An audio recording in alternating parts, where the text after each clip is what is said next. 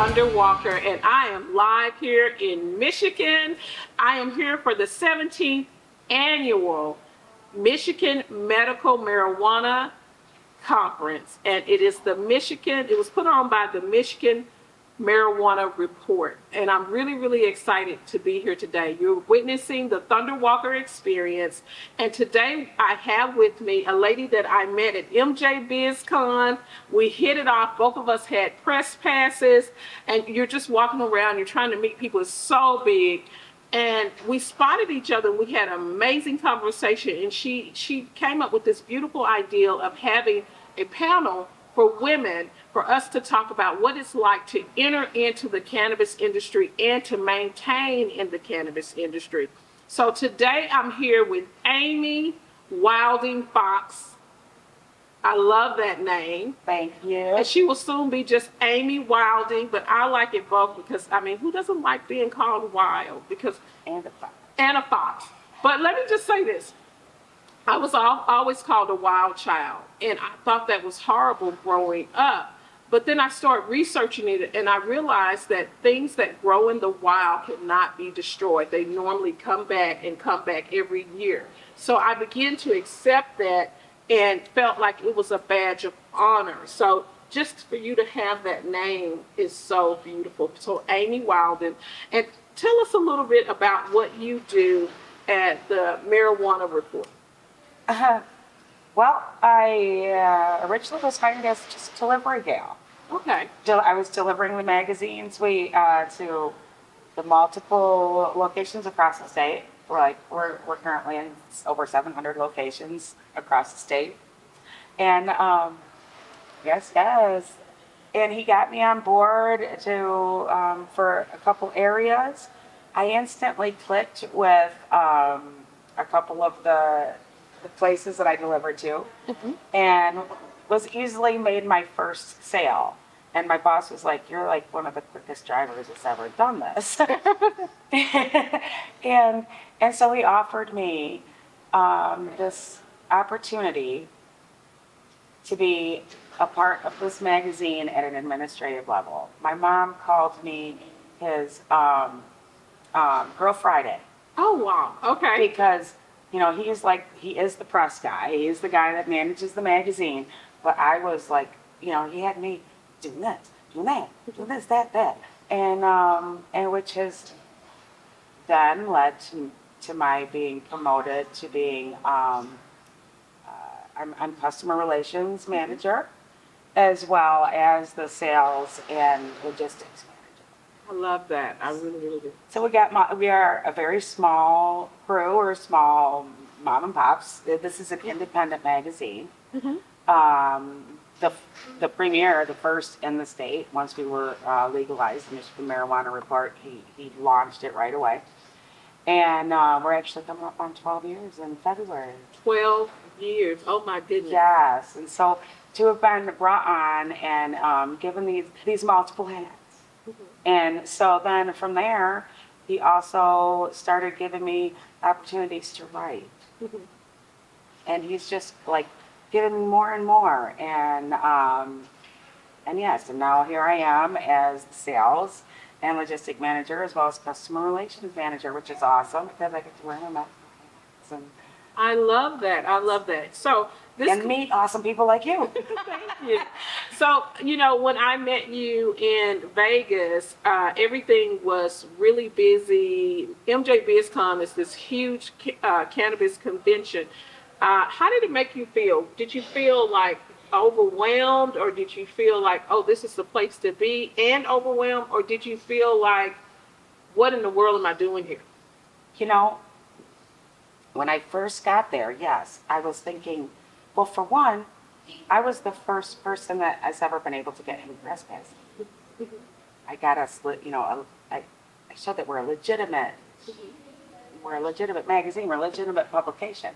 So he was pleased as pie that I was able to get us in there, and get that press pass. So yeah, we were, both of us, rather overwhelmed, and just thinking, how am I going to be able to cover all this, do all this? But the moment that I walked into that press room and I saw you standing there, something, it just you helped calm me. Oh, wow. Literally, I was Uh-huh. like, this is somebody I have to talk to. And then what's crazy is you, before I could make that first, you actually approached me. Mhm. And it was like, wow, this, It and was energy. it Yeah. was energy. And that really helped propel me and give me that jolt to want to go out there and just, you gave me a little sticker that said Trollmaker. Yes.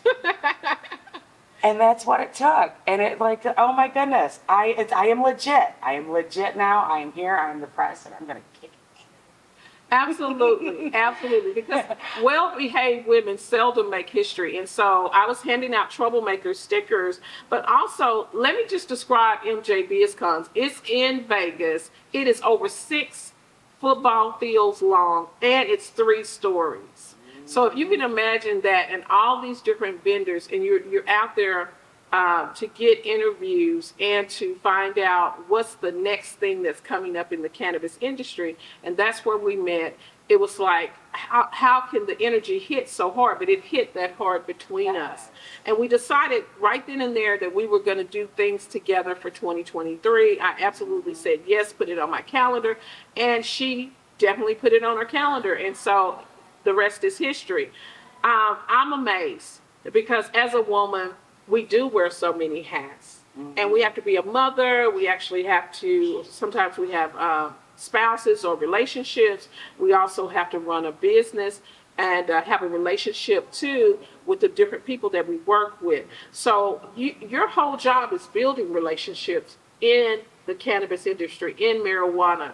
And so when you go into a dispensary, how are you able to get them to advertise, or how are you able to break the ice? I try to just be myself Mm-hmm. and be legit. Mm-hmm. I'm not a hard seller. I'm a soft sell, as they say. I'm the good cop, Ben's the bad guy, kind of like, because we're yin and yang. So yeah, I really think that's my niche. I get told, I have been told by some of our advertisers and distributors that I bring a reliability, and that wasn't always there. And it's more of a comfort level, so they're more comfortable working with me, and they feel like, wow, yeah, let's do this. Let's get an ad. Because my first advertising account was with Seed Seller, Mm-hmm. and you met them lovely ladies Yes, as well. I Talk did. about some awesome women, Uh-huh. and an awesome fellow behind the scenes as well. But I happened to meet Kate my first day on the job delivering magazines, Mm-hmm. and it was instant, kind of the same thing. She kind of walked out, and I'm like, they weren't actually on our route. I found them. Mm-hmm. Mm-hmm. And says, hey, you want this magazine? And we started chit-chatting, and within 4 months, that was my first sale. And that's exactly what they said. They said, you were there. You were here every month. You were reliable. Mm-hmm. You made us feel comfortable.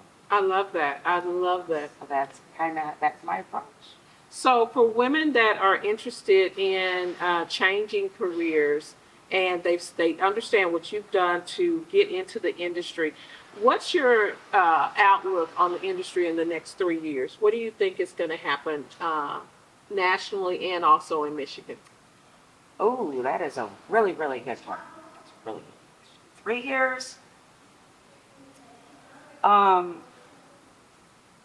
Nationally, I can't say that I think we're gonna have the whole federal thing straight. But I would hope in the next 3 to 5 years that 3 states that are the holdouts Mm-hmm. will at least start to decriminalize. Mm-hmm. If nothing else, start. And those 3 states are? We have Nebraska, Idaho, and Wyoming. And they are the holdouts. And they, I've done a little writing and research on them. There are folks that live on the border of Idaho, that they'll go across the border, and where it's legal, and then come back, they say it's literally like crossing a border into another country. Wow. Because they will wait for people to come back with their medicine, or with their, so we have we still have work to do. For Michigan, I see, as they say, we've been saturated, which we really have.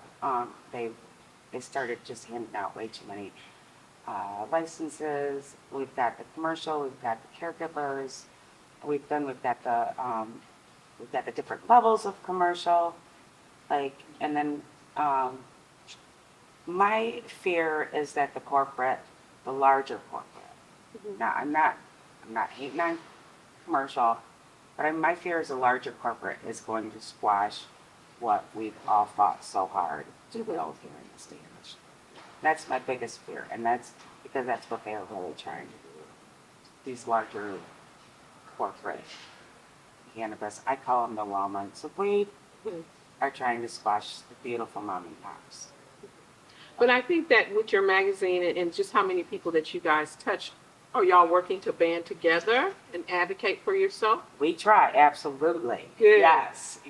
And this is, and that's what we try to use this as a tool just to keep, but at the same time, we are the press. We have to maintain the neutrality, We have to still show everybody's, we got to show from our point of view. I totally get it. So there's room for us all.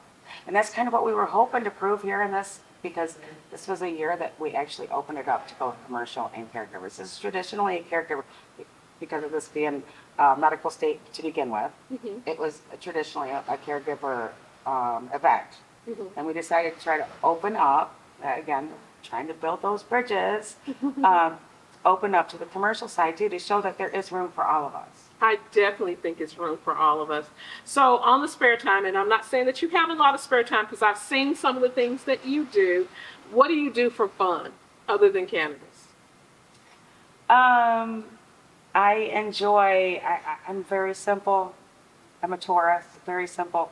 I enjoy the simple thing. I like being home, hanging out with my dogs and my kids, my mom. I'm blessed to still have my mom with me, and she actually lives with me now. Just to be able to sit back and enjoy the fruits of my labor and be able to say, I don't have a lot. I have a very humble little small home, but it's home and it's mine. And I love that. I definitely love that. Last question, well, two questions. One of my last questions, you've interviewed several different people and wrote about several different things. What was your favorite article? Oh, that's a good question. I have to say, I truly enjoy. He calls me his new Gonzo journalist. He lets me write kind of from the hip, and you put some of my feeling in it. So so that's why he gave me the MJ Biz. I really enjoyed writing MJ Biz because he gave me such a creative. I was able to talk about my experience in Vegas and MJ Biz and meeting such fabulous people like yourself, and what a spectrum. I mean, I made a friend of a homeless gentleman that was living not far outside of our hotel, and would go out there, and that's who I would smoke with him. Yeah. So I mean, I met such an so I was able to write about that and share my experience. And then I also did one about, which really kind of touches on what we did here. About it was something along the line like where about the hippies gone, or where about hippies. And it was about events and about how events have been fading out, Right. especially since COVID. We got to factor in the COVID. But a lot of it is, again, I'm not trying to be too awfully bad, but we have these big corporate sponsors now, these big bright lights. And the younger generations are just, they're like moths to flame. They're attracted to these big bright lights. And so it's going to be, my hope is, even in my career is, we still need you. Please come. we're still a community. Mhm. And I understand that these are big and pretty lights, and these are flashy, and we bring the celebrities. That's, but don't forget where it all began. Well, where we started, Yes, absolutely. and bring this community together.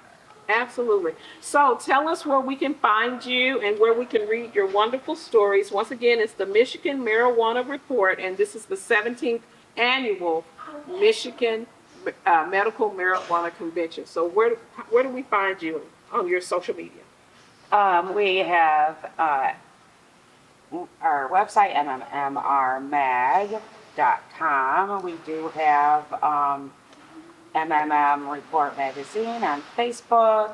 We do have Instagram, not the best on all those things.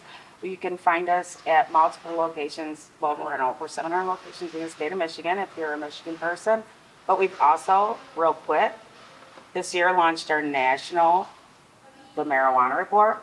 And I have gotten us into all 50 states now in DC. So you can find us in select locations and in all 50 states, the Marijuana Report. And it's really our dream to have a Oklahoma Marijuana Report, a Georgia Marijuana Report, a Massachusetts Marijuana Report. Now we're hoping that eventually every state will have their own marijuana report. That is our vision. Absolutely. And you can reach out to Amy for that vision if that's something that you actually want to do. The magazines are free. I actually carry them in my dispensary. I love, love, love the articles. It's so inspirational, and you find out so many different things on current topics. So I just appreciate meeting you and us both taking the risk of knowing, hey, this is going to work. What we felt was really true, and that we wanted to uplift the smaller businesses and the women-owned businesses and women in general in the cannabis We need industry. to. Absolutely. Once again, this is Thunder Walker, and this is the Thunder Walker Experience. I've had an amazing time doing just what I love, telling you about cannabis. Thank you, Amy. Thank you. Oh, you were wonderful.